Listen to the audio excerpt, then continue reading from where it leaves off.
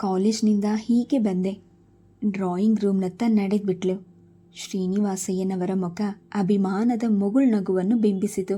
ಹೆಮ್ಮೆಗೊಂಡ್ರು. ಸ್ವಾಭಿಮಾನದ ಹುಡುಗಿ. ಸಭಾಷ್ಗಿರಿಯನ್ನು ಕೊಟ್ಟರು. ವೇಣು ತುಟಿ ಕಚ್ಚಿದ. ಸವಿತಾ, ಇಲ್ಬಾ. ಶ್ರೀನಿವಾಸಯ್ಯನವರ ಕೂಗಿಗೆ ಓಗೊಡಲಾಗಲಿಲ್ಲ ಅವಳಿಗೆ. ಎದ್ದು ಹೊರ ಬಂದ್ಲು. ಸ್ವಲ್ಪ ಮುಖ ತೊಳ್ಕೋಬೇಕಾದ್ರೆ ಆತ್ಮೀಯ ವ್ಯಕ್ತಿಗೆ ಹೇಳುವಂತೆ ಹೇಳಿದ್ರು. ಏನು ಬೇಡ, ಬೇಗ ಕೆಲಸ ಮುಗಿಸಿ ಮನೆಗೆ ಹೋಗ್ಬಿಡ್ತೀನಿ. ಅವಳ ತಲೆಯಲ್ಲಿದ್ದ ಒಣಗಿದ ಗುಲಾಬಿ ಮೊಗ್ಗು ಕೆಳಕ್ಕೆ ಬಿತ್ತು. ಬಗ್ಗಿ ಕೈಗೆತ್ಕೊಂಡ್ಳು. ಜಮುನಾ ಬೆಳಗ್ಗೆ ಅವಳ ತಲೆಯಲ್ಲಿ ಸಿಕ್ಕಿಸಿದ್ಲು. ಆ ಸಮಯದ ಜೋಕ್ ನೆನಪಾಗಿ ಅವಳ ಮುಖ ಅರಳಿದ ಕೆಂಪು ಗುಲಾಬಿಯಂತೆ ಆಯಿತು.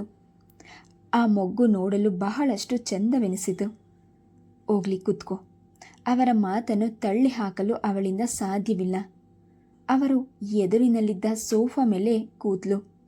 ಫ್ಯಾನಿನ ಗಾಳಿ ಬಂದ ಗಳಿಗೆ ಹಾಯ್ ಎನಿಸಿತು. ಅವರ ಬಲವಂತಕ್ಕೆ ತಿಂಡಿ ತಿಂದು ಕಾಫಿ ಕುಡಿಯಲೇಬೇಕಾಯಿತು. ಎಲ್ಲರ ಬಳಿಯೂ ನಿರಾಳವಾಗಿ ಹರಡುವ ಮಗ ಸುಮ್ಮನೆ ಕೂತಿದ್ದನ್ನು ನೋಡಿ ಅವರಿಗೆ ಆಶ್ಚರ್ಯವಾಯಿತು. ನಿರ್ಮಲ ಸ್ನೇಹಕ್ಕೆ ಗಂಡು ಹೆಣ್ಣು ಎಂಬ ತಾರತಮ್ಯ ಇರಬಾರ್ದು. ಇದು ಅವನ ಅನಿಸಿಕೆ. ಅವನ ಕಾಲೇಜಿನ ಗೆಳತಿಯರು ಇಂದಿಗೂ ಮನೆಗೆ ಬರ್ತಿದ್ರು. ನಗು ನಗುತ್ತಾ ಮಾತನಾಡಿ ಕಾಲ ಕಳೆದು ಹೋಗ್ತಿದ್ರು. ಅಂತಹ ಸಮಯದಲ್ಲಿ ಬಹಳಷ್ಟು ಚರ್ಚಿಸುತ್ತಿದ್ರು. ಭಾರತೀಯ ಸಂಸ್ಕೃತಿ ಬೆಳೆದು ಬಂದ ದಾರಿ, ವಿಜ್ಞಾನ, ಸಾಮಾಜಿಕ ಪ್ರಜ್ಞೆ, ಪ್ರಗತಿಪರ ಧೋರಣೆಗಳು ಮುಂತಾದ ವಿಷಯಗಳು. ಕೆಲವು ಸಲ ಸಂದೇಶದಿಂದ ಶ್ರೀನಿವಾಸಯ್ಯ ಆದಷ್ಟು ಬೇಗ ನಿನ್ನ ಮದುವೆ ಮಾಡಿಬಿಡಬೇಕು ಎನ್ನುತ್ತಿದ್ರು. ಕಿರು ನಗು ನಕ್ಕ ವೇಣು ಓಕೆ ಅಪ್ಪ ಎಂದು ಬಿಡ್ತಿದ್ದ. ಹೆಣ್ಣುಗಳನ್ನು ನೋಡೋ ಪ್ರಯತ್ನ ಮಾಡೋದಕ್ಕೂ ಮುನ್ನ ವೇಣು, ನಿನ್ನ ಮನಸ್ಸಿನಲ್ಲಿ ಯಾವುದಾದ್ರೂ ಹುಡುಗಿ ಇದ್ದರೆ ಹೇಳು ಅಂದಾಗ ಜೋರಾಗಿ ನಗ್ತಾ ಇದ್ದ. ಆಮೇಲೆ ತಂದೆಯ ಮುಖವನ್ನು ದೀರ್ಘವಾಗಿ ನೋಡುತ್ತಾ, ಹೆಣ್ಣು ನೋಡೋ ಕಷ್ಟ ತಪ್ಪುತ್ತೆ ಅಂತಾನ? ಅದೆಲ್ಲ ಸಾಧ್ಯವಿಲ್ಲ. ನೀವು ನೋಡಿ ಒಪ್ಪಿದ ಹೆಣ್ಣನ್ನೇ ನಾನು ಮದುವೆ ಆಗೋದು ದೊಡ್ಡದಾಗಿ ನಗುತ್ತಾ ಹೇಳ್ತಿದ್ದ. ಇವತ್ತು ಟೈಪ್ ಮಾಡೋದು ಜಾಸ್ತಿ ಇತ್ತು. ತಂದೆಯ ಇರುವನ್ನೇ ಗಮನಿಸಲಿಲ್ಲ. ಕೆಲವೊಮ್ಮೆ ಮೇಷ್ಟ್ರ ಜೊತೆ ಕೂಲಿಗಳಿಗೆ ಬಟವಾಡಿ ಮಾಡೋಕ್ಕೆ ಹೋಗ್ತಿದ್ರು. ಆದ್ದರಿಂದ ಅವಳು ಅತ್ತ ಗಮನಿಸಲು ಹೋಗಲಿಲ್ಲ. ಮಾಡಿಟ್ಟು ಬಂದ್ಲು. ಹಾಲಿನ ದೊಡ್ಡ ಗಡಿಯಾರ 8 ಹೊಡೆಯಿತು. ಒಂದು ಕ್ಷಣ ಅವಳ ಜೀವ ನಿಂತಂತೆ ಆಯಿತು. ಸಮಾನತೆ, ಸ್ವಾತಂತ್ರ್ಯ ಅಂತ ಕತ್ತಲು ವೇಳೆಯಲ್ಲಿ ಅಲೆದಾಡಿ ಆಪತ್ತು ತಂದುಕೊಳ್ಳೋದು ವಿವೇಕದ ಕೆಲಸವಲ್ಲ ಎಂಬುದು ಅವಳ ಭಾವನೆ. ನಮ್ಮ ತಂದೆ ಮನೆಗೆ ಹೋದ್ರ ಮನಸ್ಸಿನ ಭಯವನ್ನು ಹೊರಗಿಡುವಲ್ಲಿ ಇಷ್ಟಪಡಲಿಲ್ಲ. ಯಾವುದೋ ಮಾತಿನಲ್ಲಿ ಲೀನರಾಗಿದ್ದ ಶ್ರೀನಿವಾಸಯ್ಯ ತಲೆ ಎತ್ತಿ ಅವರು ಸಂಜೆನೇ ಹೋದರು. ಭಯ ಬೇಡ, ಕಾರ್ನಲ್ಲಿ ನಿನ್ನನ್ನು ಬಿಟ್ಟು ಬರ್ತಾನೆ ವೇಣು. ಸವಿತಾಳಿಗೆ ಕಸಿವಿಸಿಯಾಯಿತು. ಪ್ರಥಮ ದರ್ಶನದಿಂದಲೇ ಅವರಿಬ್ಬರಲ್ಲಿ ಶೀತಲ ಯುದ್ಧ ಆರಂಭವಾಗಿತ್ತು.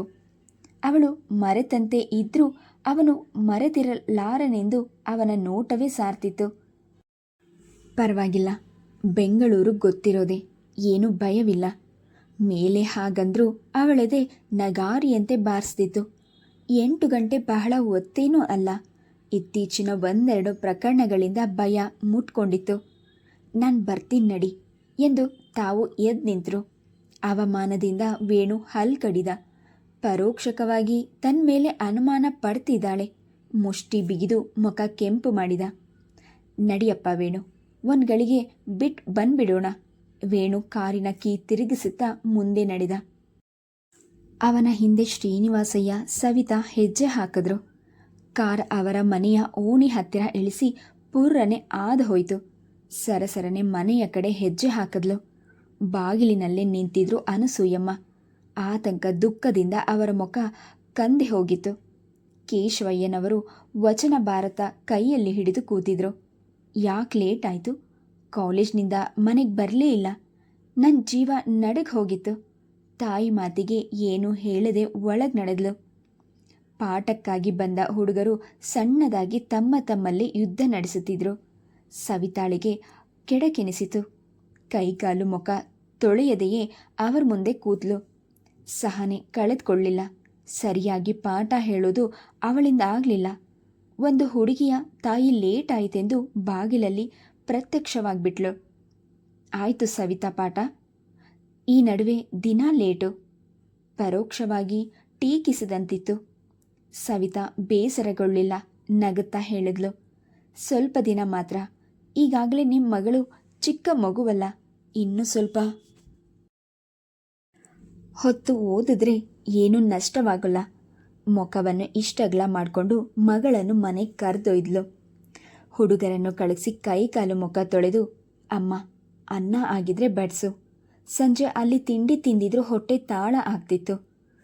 ತಟ್ಟೆಯ ಮುಂದೆ ಕೂತು, ಅನಂತಣ್ಣ ಬಂದಿಲ್ವಾ? ತಿಳಿದಿದ್ರೂ ಕೇಳಿದ್ಲು. ಬರ್ತಾನೆ, ಅವನ ಕೆಲಸವೆಲ್ಲ ಮುಗಿದ್ಮೇಲೆ. ನಿಟ್ಟಿಸಿರು ಬಿಟ್ರು. ಸದಾ ತೊಳಲಾಟ, ವೇದನೆ, ಭವಿಷ್ಯದ ಚಿಂತೆ ಅವರನ್ನು ಹಣ್ಣು ಮಾಡಿತು. ಈಗಂತೂ ಮಗಳ ಭವಿಷ್ಯವನ್ನು ನೆನೆದು ಗಡಗಡನೆ ನಡುಗುತ್ತಿದ್ರು. ಇಂತಹ ತಂದೆ ಮಕ್ಕಳು ಅವಳನ್ನು ವೇದನೆ ಕೆಡೆಗೆ ಸೇರಿಸ್ತಿದ್ದಾರೆ. ಆ ಹುಡುಗಿಗೇನು ಎಲ್ಲರ ಹಾಗೆ ಸಂಸಾರ ಮಾಡಿಕೊಂಡು ಬಾಳ್ವೆ ನಡೆಸ್ತಾಳ? ಇಲ್ಲ ಹೀಗೆ ಈ ಸಂಸಾರಕ್ಕೆ ದುಡಿದು ಹಣ್ಣಾಗ್ಬಿಡ್ತಾಳೋ ಏನೋ? ಅವರ ಕಣ್ಣಿನಿಂದ ತಪತಪನೆ ಕಣ್ಣೀರು ಉದುರಿತು. ಅಮ್ಮ ಉದ್ಗರಿಸಿದ್ಲು. ಸವಿತಾ ತಾಯಿಯ ಮನಸ್ಸಿನ ನೋವನ್ನು ಬಲ್ಲಳು. ಊಟ ಮಾಡು. ಏನೋ ತಾಯಿ ಹೊಟ್ಟೆ ಸಂಕಟ. ಈಗ ನಮಗೇನು ಅಂತಹ ಸಂಕಟ ಬಂದಿರೋದು? ನಮಗಿಂತ 100 ಪಾಲು ಹೆಚ್ಚಿನ ಕಷ್ಟ ಅನುಭವಿಸ್ತಾ ಇರೋರು ಇಲ್ವಾ? ನೀನು ಕಣ್ಣೀರು ಹಾಕ್ಕೊಂಡು ಕೂತ್ಕೊಂಡ್ಬಿಟ್ರೆ ನಮ್ಮನ್ನು ದೇವರೇ ಕಾಪಾಡಬೇಕು. ಅದೆಲ್ಲ ಬಿಡು. ಡಿಗ್ರಿ ಕಂಪ್ಲೀಟ್ ಆದಮೇಲೆ ಯಾವುದಾದ್ರೂ ಕೆಲಸ ಸಿಕ್ಕುತ್ತೆ. ಕೆಲಸ ಸಿಗಲಿ, ನೀನು ದುಡಿದು ಹಾಕ್ತಾ ಇರು. ಜವಾಬ್ದಾರಿ ಇಲ್ಲದ ಗಂಡಸರು ತಿಂದ್ಕೊಂಡು ಇಲ್ಲೇ ಇರಲಿ. ಸ್ವಲ್ಪ ಜೋರಾಗಿಯೇ ಹೇಳಿದರು. ಅದನ್ನು ಗಂಡನ ಕಿವಿಗೆ ಹಾಕೋದೇ ಅವರ ಪ್ರಯತ್ನವಾಗಿತ್ತು. ಇಷ್ಟು ವರ್ಷದ ದಾಂಪತ್ಯ ಜೀವನದಲ್ಲಿ ಅದು ಸಾಧ್ಯವಿಲ್ಲವೆಂದು ತಿಳಿದಿದ್ರೂ ಪ್ರಯತ್ನವಂತೂ ಮಾಡುತ್ತಲೇ ಇದ್ದರು. ಶ್ಲೋಕವನ್ನು ಹೇಳುತ್ತಾ ವಚನ ಭಾರತವನ್ನು ಎತ್ತಿಟ್ಟು ಕೇಶವಯ್ಯ ತಟ್ಟೆ ಹಾಕಿದ್ಯಾ? ನಿರ್ವೀತ ಚಿತ್ತರಾಗಿ ಕೇಳಿದರು. ಬನ್ನಿ. ಸೋಟನ್ನು ಸ್ವಲ್ಪ ಜೋರಾಗಿಯೇ ಬಡಿದರು. ಇಷ್ಟು ವರ್ಷ ಸಹನೆಯ ಕಟ್ಟೆ ಹೊಡೆದುಕೊಂಡು ರಭಸದಿಂದ ಧುಮುಕಲು ಕಾತರಿಸಿದಂತೆ ಕಂಡಿತು. ಯಾವ ತಾಯಿ ತಾನೇ ಸಹಿಸಿಯಾಳು? ಗಂಡನಿಗೆ ಬಡಿಸೋದು ಸಹ ಅವರಿಂದ ಸಾಧ್ಯವಾಗದೆ ಹೋಯಿತು. ಹುಳಿ ಅನ್ನದ ಪಾತ್ರೆಯನ್ನು ತಟ್ಟೆಯ ಬಳಿ ಇಟ್ಟು ಹೊರ ಬಂದ್ಬಿಟ್ರು. ಹೆಚ್ಚು ಊಟ ಮಾಡಲು ಸವಿತಾಳಿಂದ ಸಾಧ್ಯವಾಗದೆ ಹೋಯಿತು. ತಟ್ಟೆ ಎತ್ತಿಕೊಂಡು ಹೊರಗೆ ಬಂದಳು. ಓಣಿಯ ತಿರುವಿನಲ್ಲಿದ್ದ 4 ನಾಯಿಗಳ ಒಟ್ಟಿಗೆ ಧಾವಿಸಿದವು. ಅವುಗಳ ಕಿತ್ತಾಟ ನೋಡಲಾರದೆ ಬೇಸರದಿಂದ ಅನ್ನದ ತಟ್ಟೆನೆ ಸುರಿದು ಹೋದ್ಲು. ಕೇಶವಯ್ಯನವರು ಮಾತ್ರ ಹೆಂಡತಿ ಬಡಿಸಲಿಲ್ಲವೆಂಬ ಬೇಸರದಿಂದಾಗಲಿ, ಮಗಳು ಅರ್ಧ ಊಟದಲ್ಲಿ ಎದ್ದು ಹೋದ್ಲಲ್ಲ ಎಂಬ ಸಂಕಟದಿಂದಾಗಲಿ ಊಟ ಕಡಿಮೆ ಮಾಡಲಿಲ್ಲ. ಎಂದಿಗಿಂತ 1-2 ತುತ್ತು ಹೆಚ್ಚಾಗಿ ಊಟ ಮಾಡಿದ್ರು. ಅವರ ಮನಸ್ಸಿನಲ್ಲಿ ಭಾವನೆಗಳಿಗೆ ಅವಕಾಶವೇ ಇಲ್ವೇನೋ. ಊಟ ಮುಗಿಸಿ ಡರ್ರನ್ನೇ ತೇಗುತ್ತಾ ಕೇಶವ, ಮಾಧವ, ನಾರಾಯಣ, ಲಕ್ಷ್ಮೀ ರಮಣ ಎನ್ನುತ್ತಾ ಕೇಶವಯ್ಯ ಹೊರಗೆ ಬಂದರು. ಅನಸೂಯಮ್ಮ ಜಿಗುಪ್ಸೆಯಿಂದ ಮುಖ ಬೇರೆ ಕಡೆ ತಿರುಗಿದ್ರು. ಸವಿತಾ ಅವರನ್ನು ಗಮನಿಸಿದಂತೆ ಕಾಣಲಿಲ್ಲ. ಬಗೆಹರಿಯದ ಪ್ರಯೋಜನವಿಲ್ಲದ ವಿಷಯಗಳನ್ನು ಯೋಚಿಸಲು ಅವಳ ಮೆದುಳಿಗೆ ವಿರಾಮ ಎಲ್ಲಿದೆ? ಪುಸ್ತಕ ಹಿಡಿದು ಕೂದ್ಲು. ಅವಳಿಗೆ ವೇಳೆ ಸರಿದಿದ್ದೇ ಅರಿವಾಗಲಿಲ್ಲ. ಅನಂತ ಬಂದಾಗ ತಾನೇ ಎದ್ದು ಹೋಗಿ ಬಾಗಿಲು ತೆಗೆದ್ಲು. ಅಂದಿನ ಮೀಟಿಂಗ್ನ 108 ವಿಷಯಗಳನ್ನು ತಲೆಯಲ್ಲಿ ತುಂಬಿಕೊಂಡು ಬಂದಿದ್ದ. ಊಟ ಮಾಡ್ತೀಯಾ? ಟೈಮ್ ಪೀಸ್ ಕಡೆ ನೋಡಿದಳು. ಅದು ಆಗಲೇ 12 ಗಂಟೆ ತೋರಿಸ್ತಿತ್ತು. ಇದು ಮಾಮೂಲಾದದ್ದರಿಂದ ಅವಳು ತಲೆ ಕೆಡಿಸಿಕೊಳ್ಳಲು ಹೋಗಲಿಲ್ಲ. ಬೇಡ, ಅವಳನ್ನು ಕೇಳದೆ ತಾನೇ ಹೋಗಿ 1 ಲೋಟ ನೀರು ಕುಡಿದು ಬಂದು ಬಟ್ಟೆ ಬದಲಾಯಿಸಿ ಹಾಸಿಗೆ ಮೇಲೆ ಉರುಳಿಕೊಂಡ. ಎಚ್ಚರವಾಗಿಯೇ ಇದ್ದ. ಅನಸೂಯಮ್ಮ ದಿಗ್ಗನೆ ಎದ್ರು. ಕೋಪ, ದುಃಖ, ವೇದನೆಯಿಂದ ಅವರ ಮೈ ನಡುಗುತ್ತಿತ್ತು. ಅನಂತ ಎಂದರು ಸ್ವಲ್ಪ ಜೋರಾಗಿಯೇ. ಒಬ್ಬನೇ ಸುಪುತ್ರನೆಂದು ಈ ಜಂಜಾಟದಲ್ಲಿಯೂ ಅಕ್ಕರೆಯಿಂದಲೇ ಸಾಕಿದ್ರು. ಮಗನ ಮೂಲಕ ಬೆಳಕು ಕಾಣಲು ಪ್ರಯತ್ನಿಸುತ್ತಿದ್ರು. ಆ ಆಶಾ ದೀಪವನ್ನೇ ನಂದಿಸ್ಬಿಟ್ಟಿದ್ದ. ಮಗನ ಬಗ್ಗೆ ಅವರಿಗಿದ್ದ ಪ್ರೀತಿ, ಅಭಿಮಾನ ಎಲ್ಲ ಸತ್ತು ಹೋದಂತೆ ಭಾಸವಾಯಿತು. ನಿನಗೆ ನಾಚಿಕೆ ಆಗಲ್ವೇನೋ? ಎಲ್ಲ ಜವಾಬ್ದಾರಿ ಕಿತ್ತು ಒಗೆದು ಅರ್ಧ ರಾತ್ರಿಗೆ ಬರ್ತೀಯಲ್ಲ ಮನೆಗೆ. ಥೂ ನಿನ್ನ ಯೋಗ್ಯತೆಗೆ. ಅವರ ಕಣ್ಣಲ್ಲಿ ಒಂದೇ ಸಮನೆ ನೀರು ಸುರಿಯುತ್ತಿತ್ತು. ದಗ್ಗನೆ ಎದ್ದು ಕುಳಿತ ಅನಂತ ಬೆಪ್ಪಾದ. ತಾಯಿಯ ಉಪದೇಶ, ಬುದ್ಧಿವಾದ, ರೇಗಾಟ ಅವನಿಗೆ ಹೊಸದಲ್ಲ. ಈಗಿನ ರೀತಿ ಅವನಲ್ಲಿ ಭಯ ಮೂಡಿಸಿತು. ಅಮ್ಮ, ಸುಮ್ಮನೆ ಇರಮ್ಮ, ಅಕ್ಕಪಕ್ಕದವರು ಕೇಳಿದ್ರೆ ಏನು ಅನ್ಕೊಳ್ತಾರೆ? ಸವಿತಾ ತಾಯಿಯ ಬಾಯಿ ಮುಚ್ಚಿಸಲು ಪ್ರಯತ್ನಿಸಿದ್ಲು. ಏನು ಅನ್ಕೊತಾರೆ? ನಿಮ್ಮಪ್ಪನ ಜಯಮಾನ, ಇವನ ನಡವಳಿಕೆ ಯಾರು ತಿಳಿದಿದ್ದೇನೂ ಅಲ್ಲ. ವಯಸ್ಸಿಗೆ ಬಂದ ಹುಡುಗ, ಕಡಿದ್ರೆ 4 ಆಳಾಗ್ತಾನೆ. ಇವನಿಗೇನಾದರೂ ಮನೆ ಕಡೆ ಯೋಚನೆ ಇದೆಯಾ?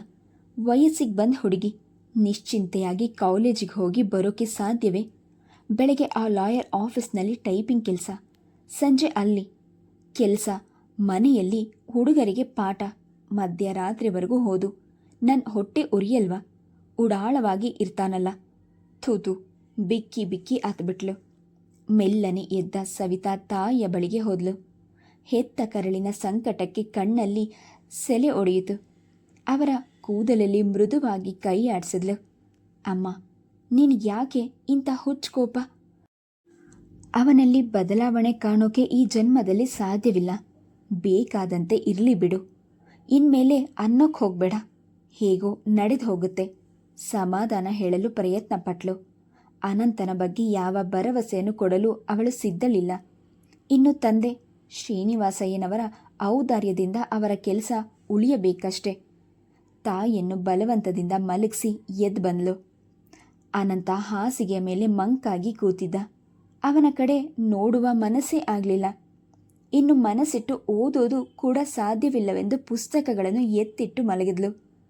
ಆದಷ್ಟು ಅಸನ್ಮುಖಳಾಗಿ ನಿದ್ದೆ ಮಾಡಲು ಪ್ರಯತ್ನಪಟ್ಲು. ಸ್ವಲ್ಪ ಕಾಲ ಎಡರು ತೊಡರುಗಳು ಬಂದರೂ ಆಮೇಲೆ ನಿಶ್ಚಿಂತಳಾಗಿ ನಿದ್ರಿಸಿದ್ಲು. ಬೆಳಗ್ಗೆ ಅನಸೂಯಮ್ಮನವರು ಬಂದು ಎಬ್ಬಿಸಿದಾಗಲೇ ಅವಳು ಎದ್ದಿದ್ದು. ಎದ್ದ ಮೇಲೆ ಪಾದರಸದ ಹಾಗೆ ಚುರುಕಾಗಿ ಕೆಲಸ ಕಾರ್ಯಗಳಲ್ಲಿ ತೊಡಗಿದ್ಲು. ನಿಧಾನಿಸುವಂತೆಯೇ ಇರಲಿಲ್ಲ. ಎಲ್ಲ ಅವಸರದಲ್ಲೇ ಮುಗಿಸಿದ್ಲು. ಪುಸ್ತಕವನ್ನು ಹಿಡಿದು ಚಪ್ಪಲಿ ಮೆಟ್ಟಿ ತಾಯಿಗೆ ಹೇಳಿ ಹೊಸಲಿನಿಂದ ಆಚೆ ನಡೆದ್ಲು.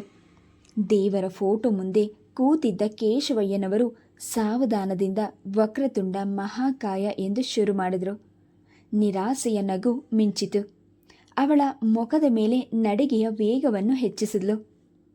ಸವಿತಾ, ಅನಂತನ ಕೂಗು ಅವಳನ್ನು ಹಿಡಿದು ನಿಲ್ಲಿಸಿತು. ಏನು ಎನ್ನುವಂತೆ ಅವನತ್ತ ನೋಡಿದ್ಲು. ಮರುಕಗೊಂಡ್ಳು. ರಾತ್ರಿಯೆಲ್ಲ ನಿದ್ದೆ ಮಾಡದೆ ಯೋಚಿಸಿದ್ದಕ್ಕೆ ಸಾಕ್ಷಿ ಹೇಳಿತು ಅವನ ಕೆಂಪಾದ ಕಣ್ಗಳು.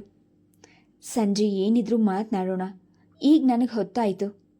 ಏನು ತಿಳ್ಕೋಬೇಡ. ಬಿರಬಿರನೆ ನಡೆದುಬಿಟ್ಲು. ಒಪ್ಕೊಂಡ ಕೆಲಸವನ್ನು ವೇಳೆಗೆ ಸರಿಯಾಗಿ ಹೋಗಿ ಮಾಡಿಕೊಳ್ಬೇಕು ಎನ್ನುವುದೇ ಅವಳ ಧ್ಯೇಯ.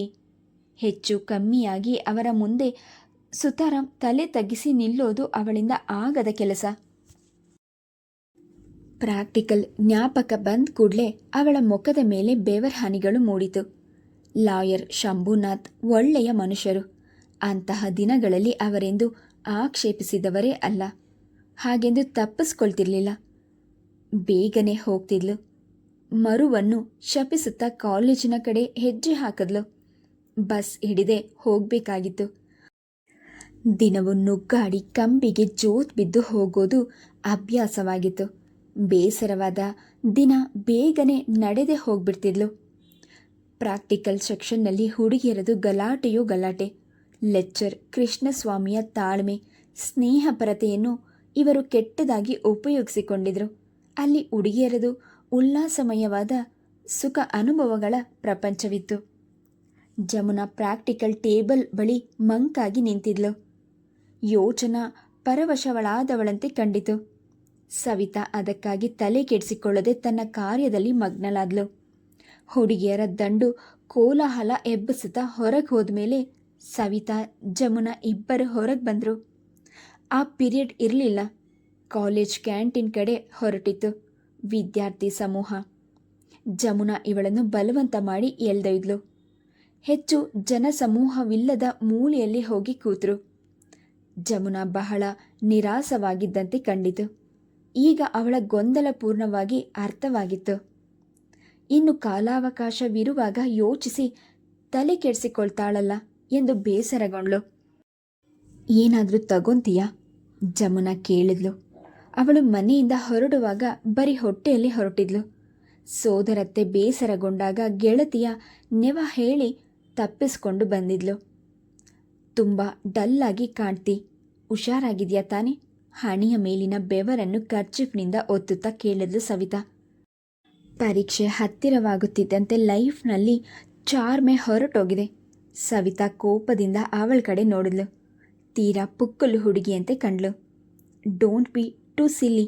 ಅಷ್ಟರಲ್ಲಿ ಕಾಲೇಜ್ ಅಟೆಂಡರ್ ಇವರನ್ನೇ ಅರಸಿಕೊಂಡು ಬಂದವರಂತೆ ಇವರ ಟೇಬಲ್ ಬಳಿ ಬಂದು ಜಮುನಾಳನ್ನು ಉದ್ದೇಶಿಸಿ, ಬಟಾಣಿ ಲೆಕ್ಚರ್ ನಿಮ್ಮನ್ನು ಬರ ಹೇಳ್ತಿದ್ದಾರೆ ಎಂದಾಗ ಇಬ್ಬರು ಒಬ್ಬರ ಮುಖನೊಬ್ಬನು ನೋಡಿಕೊಂಡ್ರು. ಜಮುನಾಳಿಗೂ ಬಟಾಣಿ ಲೆಕ್ಚರ್ ಚಂದ್ರಕುಮಾರ್ಗೂ ಅಂತ ನಿಕಟವಾದ ಪರಿಚಯವಿರಲಿಲ್ಲ. ಈಗ ಹೇಳಿ ಕಳಿಸದ ಉದ್ದೇಶವೇನು? ಇಬ್ಬರು ಯೋಚಿಸುವಂತಾಯಿತು. ಅದೇನು ಹೋಗಿದ್ಬಾ ಎಂದ್ಲು ಸವಿತಾ. ಹಿಂದೆ ಒಂದೆರಡು ಸಾರಿ ಅವರಿಂದ ಇಂತಹ ಕರೆಗಳು ಬಂದಿದ್ವು. ಇವಳು ದಿಟ್ಟತನದ ಮುಂದೆ ಅವರೇ ಹಿಮ್ಮೆಟ್ಟಿದ್ರು. ಬಟಾಣಿ ಲೆಕ್ಚರ್ ಚಂದ್ರಕುಮಾರ್ ಹರೆಯದ ತರುಣ, ಆಕರ್ಷಕವಾದ ಮೈಕಟ್ಟು, ಸುಂದರವಾದ ವ್ಯಕ್ತಿತ್ವ. ಕೆಲವು ಸಭ್ಯ ಹುಡುಗಿಯರಿಗೆ ತಲೆನೋವಾಗಿದ್ದವರೇ, ಇನ್ನು ಕೆಲವು ಚಲ್ಲು ಹುಡುಗಿಯರಿಗೆ ಹೀರೋ ಆಗಿದ್ದ. ಅವನ ಆಕರ್ಷಕ ಮಾತುಗಾರಿಕೆಗೆ ಹುಡುಗಿಯರನ್ನು ಅವರ ಕಡೆ ಆಕರ್ಷಿಸಿ ಬಿಡ್ತಿತ್ತು. ನಗೆಯಲ್ಲಿ ವಿಚಿತ್ರವಾದ ಮೋಡಿ ಇತ್ತು. ಹುಡುಗಿಯರು ಹುಚ್ಚೆದ್ದು ಹೋಗ್ತಿದ್ರು. ಅವನಿಗೆ ಸದಾ ಅಂಟ್ಕೊಂಡೇ ಇರ್ತಿದ್ರು. ಕಾಲೇಜಿನಲ್ಲಿ ಇದು ಆಡ್ಕೊಳ್ಳುವ ವಿಷಯವಾಗಿತ್ತು. ದಿನ ಕಳೆದಂತೆ ಹಳೆದಾಗ್ತಿತ್ತು. ಆ ಪುಣ್ಯಾತ್ಮನಿಗೆ ಸದಾ ಹೊಸ ಹೊಸ ಹುಡುಗಿಯರ ಪರಿಚಯ ಗಳಿಸಿಕೊಳ್ಳಲು ಚಪಲ. ಸಂಕೋಚವನ್ನು ಅವನ್ ಕಂಡೇ ಇರಲಿಲ್ಲವೆನ್ನುವಂತೆ ವರ್ತಿಸುತ್ತಿದ್ದ. ಎಲ್ಲಿದ್ದಾರೆ? ಸವಿತಾಳೆ ಕೇಳಿದ್ಲು. ಅವರ ಡಿಪಾರ್ಟ್ಮೆಂಟ್ ರೂಮ್ನಲ್ಲಿದ್ದಾರೆ ಎಂದು ಹೇಳಿದವನೇ ಅಟೆಂಡರ್ ತನ್ನ ಕೆಲಸ ಮುಗೀತು ಎನ್ನುವಂತೆ ಹೊರಟುಬಿಟ್ಟ. ಹುಲಿಯಲ್ಲ, ಕರಡಿಯಲ್ಲ, ಹೋಗ್ಬಾ, ಸವಿತಾ ಅವಳನ್ನು ಒತ್ತಾಯಿಸಿದ್ಲು. ಗುರುಸ್ಥಾನದಂಥ ಹಿರಿಯರ ಸ್ಥಾನದಲ್ಲಿರುವ ಲೆಕ್ಚರ್ ಕಳಿಸಿದ್ದಾರೆ, ಹೋಗದಿರುವುದು ಸಮಂಜಸವಲ್ಲವೆಂದು ಅವಳ ಅನಿಸಿಕೆ. ಜಮುನಾ ಹೋದಾಗ ಚಂದ್ರಕುಮಾರ್ ಮಾತ್ರವಲ್ಲದೆ ಇನ್ನೊಬ್ಬರು ಕೂತಿದ್ರು. ಅವರತ್ತ ದೃಷ್ಟಿ ಹೊರಳಿಸಲಿಲ್ಲ. ತುಟಿಗಳನ್ನು ನಾಲಿಗೆಯಿಂದ ಸವರಿಸಿಕೊಂಡು, ಬಾ ಕೂತ್ಕೋ ಎಂದ್ರು ಚಂದ್ರಕುಮಾರ್. ಆ ಆಕರ್ಷಕ ನಗುವಿಗೆ ಹುಡುಗಿಯರು ತತ್ತರಿಸಬೇಕು. ಅಂತಹ ಸುಂದರ ನಗು ಬೀರಿದ್ರು. ಬರ ಹೇಳಿದ್ರಂತೆ, ಯಾಕೆ? ಬಹಳ ಮೆಲ್ಲಗೆ ಕೇಳಿದ್ಲು. ನಗು ಪರಿಚಯದ ನಗು ಕೇಳಿ ಬಂದಂತ ದೃಷ್ಟಿ ಹೊರಳಿಸಿದ್ಲು ಶೈಲೇಂದ್ರ. ಕುತ್ಕೋ ಜಮುನಾ, ಬಹಳ ಸಿಹಿಯಾದ ದನಿಯಲ್ಲಿ ಹೇಳಿದ. ಅವಳಿಗೆ ವಾಕರಿಕೆ ಬಂದಂತೆ ಆಯಿತು. ಇವರಿಂದ ತಪ್ಪಿಸ್ಕೊಂಡು ಹೋದರೆ ಸಾಕಪ್ಪ ಎನಿಸ್ಬಿಟ್ಟಿತ್ತು. ಜಮುನಾಳಿಗೆ ಇತ್ತೀಚೆಗೆ ಶೈಲೇಂದ್ರನನ್ನು ಕಂಡ್ರೆ ಅಸಹ್ಯದಿಂದ ಮುಖ ತಿರುಗಿಸ್ಬೇಕು ಎನಿಸ್ತಿತ್ತು. ಇಲ್ಲ, ನನಗೆ ಮುಂದಿನ ಪಿರಿಯಡ್ ಇದೆ, ಹೋಗಬೇಕು. ಪರೋಕ್ಷವಾಗಿ ಅವನ ಮೇಲೆ ಸಮರ ಹೊಡೆದವಳಂತೆ ಹೇಳಿದ್ಲು. ನೋಡಿದ್ಯಾ ಚಂದ್ರು, ಒಂದು ಪಿರಿಯಡ್ಗೆ ಹೋಗದಿದ್ರೆ ಕೊಳ್ಳೆ ಹೋಗಲ್ಲ, ನಡಿ ಹೋಗೋಣ ಎಂದು ಎದ್ದು ನಿಂತ. ಲೆಕ್ಚರ್ ಚಂದ್ರಕುಮಾರ್ ಕೂಡ ಅವರೊಡನೆ ಹೊರಡವನಿದ್ದ. ಜಮುನಾಳ ಮನಸ್ಸಿನಲ್ಲಿ ಅವ್ಯಕ್ತವಾದ ಭಯವೊಂದು ಮೂಡಿತು. ಕೆಟ್ಟ ಕೀಟಗಳೆರಡು ಒಂದುಗೂಡಿತು. ತಪ್ಪಿಸ್ಕೊಳ್ಳೋದು ಪ್ರಯಾಸವೆನಿಸಿತು. ಹುಗುಳು ನುಂಗಿದ್ಲು. ಇಲ್ಲ, ನಾನು ಬರೋಕೆ ಸಾಧ್ಯವಿಲ್ಲ. ಶೈಲೇಂದ್ರನ ಮುಖ ಅವಮಾನದಿಂದ ಕುದ್ದಿ ಹೋಯಿತು. ಹೊಸದಾಗಿ ಪರಿಚಯ ಬೆಳೆದ ಚಂದ್ರಕುಮಾರ್ ಎದುರಿನಲ್ಲಿ ತನಗೆ ಗೊತ್ತಾದ ಹುಡುಗಿಯಿಂದ ಅವಮಾನ. ಹಲ್ ಕಚ್ಚಿ ಹಳ್ಳಿಯಲ್ಲಾಗಿದ್ರೆ ಮುಡಿ ಹಿಡಿದು ಬಾಗಿಸಿ ಬೆನ್ನಿಗೆ 4 ಗುದ್ದು ಗುತ್ತಿದ್ದೆ.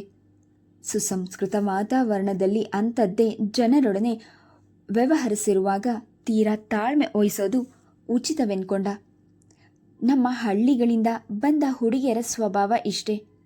ಎಷ್ಟೇ ಕಲಿತ್ರೂ ಇವರಿಂದ ಬದಲಾವಣೆ ನಿರೀಕ್ಷಿಸೋದು ತಪ್ಪು. ನನ್ನ ಹುಡುಗಿಗೆ ತುಂಬ ನಾಚಿಕೆ. ನಾಟಕೀಯ ಮಾತುಗಳನ್ನು ಕೇಳಿ ಜಮುನಾಳಿಗೆ ಅವನ ಎದೆಗೆ ಗುದ್ದಬೇಕೆನಿಸಿತು. ರಿಗಾಲ್ಗೆ ಹೋಗಿ ಸ್ವೀಟ್ ತಂದು ಪಿಕ್ಚರ್ ನೋಡೋದು ಇವತ್ತಿನ ಪ್ರೋಗ್ರಾಂ. ಚಂದ್ರಕುಮಾರ್ ಕಂಪನಿ ಕೊಡೋಕೆ ಒಪ್ಕೊಂಡಿದ್ದಾರೆ. ಜೋರಾಗಿ ನಕ್ಕ. ಆ ನಗು ಕೇಳಿ ಅವಳ ಮೈ ಮೇಲೆ ಮುಳ್ಳುಗಳು ಹರಡಿದಂತಾಯಿತು. ಇಲ್ಲ, ಅತ್ತೆಗೆ ಬೇಗ ಬಂದ್ಬಿಡ್ತೀನಿ ಅಂತ ಹೇಳಿದ್ದೀನಿ. ಹೇಳಿದವಳೆ ಅಲ್ಲಿ ನಿಲ್ಲಲಾರದೆ ನಡೆದ್ಬಿಟ್ಲು. ದಿಗ್ಭ್ರಮೆಗೊಂಡವರಂತೆ ಚಂದ್ರಕುಮಾರ್ ಶೈಲೇಂದ್ರ ನೋಡಿದ್ರು. ಅವರಿಬ್ಬರಿಗೂ ತೀರದ ಅವಮಾನವಾಗಿತ್ತು. ತಲೆ ಎತ್ತಲೆ ಕಷ್ಟವಾಗಿತ್ತು. ಶೈಲೇಂದ್ರ ಚಂದ್ರಕುಮಾರನಿಂದ ಬೀಳ್ಕೊಂಡು ಹೊರಟ್ಬಿಟ್ಟ. ಕೋಪಗೊಂಡು ಅವನು ಬಿಸಿ ಉಸಿರು ಏರಿ ಏರಿ ಇಳಿಯುತ್ತಿತ್ತು. ಕಾಲೇಜ್ ಮೆಟ್ಟಿಲು ಹತ್ತಿದ ಮಾತ್ರಕ್ಕೆ ಇವಳಿಗೆ ಇಂತಹ ಕೊಬ್ಬೆ. ತಾನೇ ಎಷ್ಟು ಜನ ಕಾಲೇಜು ಹುಡುಗಿಯರನ್ನು ಕರ್ಕೊಂಡು ಹೋಗಿ ಹೋಟೆಲ್ನಲ್ಲಿ ರೂಮ್ಗಳಲ್ಲಿ ಕಾಲ ಕಳೆದಿಲ್ಲ. ತಾಳಿ ಕಟ್ಟೋನು ನಾನು ಅಂತ ತಿಳಿದು ಕೂಡ ಮುಖ ತಿರುಗಿಸ್ಕೊಂಡು ಹೋಗ್ತಾಳಲ್ಲ. ಇವತ್ತು ನೋಡೇ ಬಿಡ್ತೀನಿ. ಕೆರಳಿದ ಸಲಗದಂತೆ ಹೋದ. ಅದೊಂದು ಪಿರಿಯಡ್ ಮುಗಿಯೋವರೆಗೂ ಹೇಗೆ ಕುಳಿತಿದ್ಲೋ. ಆಮೇಲೆ ಮುಂದಿನ ಪಿರಿಯಡ್ಗಳು ಇರದಿದ್ದರಿಂದ ಸವಿತಾಳೊಂದಿಗೆ ಕಾಲೇಜಿನ ಆವರಣ ಬಿಟ್ಟು ಹೊರಗೆ ಬಂದಳು. ಅವರ ಜೊತೆ ಬಂದಿದ್ದ ಇನ್ನಿಬ್ಬರು ಸರಿದು ಹೋದ್ಮೇಲೆ ಜಮುನಾ ಗೆಳತಿಯ ಮುಂದೆ ಎಲ್ಲ ಒದರ್ಬಿಟ್ಲು. ಸವಿತಾ ಗಂಭೀರವಾದ್ಲು. ಯೋಚಿಸಿದಷ್ಟು ಸಮಸ್ಯೆ ಜಟಿಲವಾಗಿ ಕಂಡಿತು. ಹೇಗಾದರೂ ಒಂದೆರಡು ಧೈರ್ಯದ ಮಾತುಗಳನ್ನು ಹೇಳಬೇಕಾಗಿತ್ತು. ಅದರಲ್ಲಿ ಏನು ತಪ್ಪು? ನಿನ್ನದು ಏನೂ ತಪ್ಪಿಲ್ಲ. ಸಭ್ಯ ಮನುಷ್ಯರು ವರ್ತಿಸೋ ರೀತಿಯಲ್ಲ ಶೈಲೇಂದ್ರನದು. ಮಿಸ್ಟರ್ ಚಂದ್ರಕುಮಾರ್ ಪರಿಚಯವಿದ್ದರೆ ಅವರೊಂದಿಗೆ ಮಾತನಾಡಿ ಹೋಗಬೇಕಿತ್ತು. ಅಗತ್ಯವಾಗಿ ನಿನ್ನೊಂದಿಗೆ ಮಾತನಾಡಬೇಕಿದ್ರೆ ಮನೆಗೆ ಬರ್ಬೋದಾಗಿತ್ತು. ಅದಕ್ಕೆಲ್ಲ ತಲೆ ಕೆಡಿಸ್ಕೋಬೇಡ. ನಿಮ್ಮ ತಂದೆ ಹಳ್ಳಿ ಜನ. ಧೈರ್ಯವಾಗಿ ಹೀಗಂತ ಹೇಳಿದ್ರೆ ಹಲ್ಲು ಉದುರಿಸ್ತಾರೆ. ತೆಪ್ಪಗೆ ಬಾಯಿ ಮುಚ್ಕೊಂಡು ಇರ್ತಾನೆ. ಪರೀಕ್ಷೆ ಮುಗಿದ ಮೇಲೆ ಮದುವೆ ವಿಷಯ ಪ್ರಸ್ತಾಪಕ್ಕೆ ಬಂದಾಗ ಧೈರ್ಯವಾಗಿ ಎದುರಿಸಿದ್ರೆ ಆಯಿತು. ಅವಳ ಯೋಚನೆ ಭಯಕ್ಕೆ ಸವಿತಾ ಹೇಳಿದ ಪರಿಹಾರಕ್ಕಿಂತ ಭಿನ್ನವಾದುದು ಏನೂ ತೋಚಲಿಲ್ಲ. ಮೌನವಾಗಿ ಹೆಜ್ಜೆ ಹಾಕಿದ್ಲು. ಆದರೂ ಎದೆಯ ಬಡಿತ ಸಮತೋಲನ ಸ್ಥಿತಿಗೆ ಬಂದಿರಲಿಲ್ಲ. ಹೇಗೋ ಇನ್ನು ಬಹಳ ವೇಳೆ ಇದೆ. ನಮ್ಮ ಮನೆಗೆ ಹೋಗೋಣ ಸರಿ ಎನ್ನುವಂತೆ ಜಮುನಾ ತಲೆ ಆಡಿಸಿದ್ಲು. ನಡೆದುಕೊಂಡು ಬಂದು ಮನೆ ತಲುಪಿದ್ರು. ಬಾಗಿಲು ತಟ್ಟಿದಾಗ ತೆಗೆದಿದ್ದು ಅನಸೂಯನಮ್ಮನವರಾಗಿರಲಿಲ್ಲ, ಅನಂತ. ಅವನ ಕ್ರಾಪೆಲ್ಲ ಕೆದರಿತ್ತು. ಕಣ್ಣೆಲ್ಲ ಕೆಂಪಾಗಿತ್ತು. ಗಾಸಿಗೊಂಡು ಸುಸ್ತಾದವನಂತೆ ಕಂಡ. ಯಾಕೆ ಹುಷಾರಿಲ್ವಾ? ಅನಂತನ ಮುಖದ ಮೇಲೆ ನಗು ಸುರಿದು ಹೋಯಿತು. ಬೇರೆಯವರ ಮುಂದೆ ಮನಸ್ಸಿನ ನೋವನ್ನು ಹೊರಗಿಡೋದು ಅವನಿಂದ ಸಾಧ್ಯವಾಗದ ವಿಷಯ. ಸ್ವಲ್ಪ ತಲೆ ನೋವಷ್ಟೇ. ಹಿಂದಕ್ಕೆ ಸರಿದ. ಬಾ ಜಮುನಾ ಎನ್ನುತ್ತಾ ಒಳ ನಡೆದ್ಲು ಸವಿತಾ. ಜಮುನಾ ಮೌನವಾಗಿ ಅವಳನ್ನು ಹಿಂಬಾಲಿಸಿದ್ಲು. ಅನಂತ ಹೆಣ್ಮಕ್ಕಳನ್ನು ಕಂಡ್ರೆ ಮಾರ್ದೂರ ಸರಿಯುವಂಥ ಸ್ವಭಾವದವನಲ್ಲ. ಹಾಗೆಂದು ಹರಟುತ್ತಾ ಕೂಡೋದು ಅವನಿಂದಾಗದು. ಸಂಕೋಚವಿಲ್ಲದೆ ಎಷ್ಟು ಬೇಕು ಅಷ್ಟು ಮಾತು. ಊಟ ಮಾಡ್ತೀರಾ? ಕಾಫಿ ಮಾಡಿಕೊಡ್ಲಾ? ಸವಿತಾ ಸಣ್ಣಗೆ ತುಟಿ ಅರಳಿಸಿದ್ಲು. ಜಮುನಾಳ ತುಟಿಗಳ ಮೇಲೆ ಕಿರುನಗೆ ಮೂಡದೆ ಹೋಗಲಿಲ್ಲ. ಅನಂತ ಬೇಸರಗೊಂಡ. ಕಾಲೇಜಿನಲ್ಲಿ ಕಲಿಯುವ ತರುಣಿಯರು ಕೂಡ ಗಂಡ ಅಡಿಗೆ ಮನೆ ಹೊಸಲು ತುಳಿದನೆಂದರೆ ಪರಹಾಸ್ಯ ಮಾಡ್ತಾರೆ. ವೇದಿಕೆಯ ಮೇಲೆ ಹತ್ತಿ ನಿಂತು ಗಂಡಸಿನ ದಬ್ಬಾಳಿಕೆ ಶೋಷಣೆ ಬಗ್ಗೆ ಕಂಠ ಶೋಷಣೆ ಮಾಡ್ಕೊಳ್ತಾರೆ. ಎಲ್ಲಿದೆ ಶೋಷಣೆ ಎಂದಾದರೂ ಯೋಚಿಸ್ತಾರಾ? ಇಲ್ಲ. ಸಮಾಜದ ಕ್ರೂರ ಅಲಿಗೆಗೆ ಅಸಂಖ್ಯಾಕ ಹೆಣ್ಣುಗಳು ಬಲಿ. ಅತ್ತ ಇವರ ಗಮನವೆಲ್ಲ ಇಲ್ಲ. ಯುವಕರಂತೆ ತಾವು ಘೋಷಣೆಗಳನ್ನು ಕೂಗಿ ಚಳುವಳಿ ನಡೆಸಬೇಕು. ಅರ್ಥವಿಲ್ಲದ ಹಕ್ಕುಗಳಿಗಾಗಿ ಹೋರಾಟ. ಜೀವಂತ ಸತ್ಯ ಎದುರುಗಿದ್ರೂ ಕುರುಡರು. ಬೇಡಪ್ಪ, ಊಟನೇ ಮಾಡ್ತೀವಿ. ಅಮ್ಮ ಎಲ್ಲಿ ಹೋದ್ರು? ಮಾತಿನ ಭಾಗಮ್ಮನವರ ಮನೆಗೆ ಹೋಗಿರಬೇಕು. ಇನ್ನು ಸಂಜೆನೇ ಬರೋದು. Please subscribe the channel, like and share. Thank you.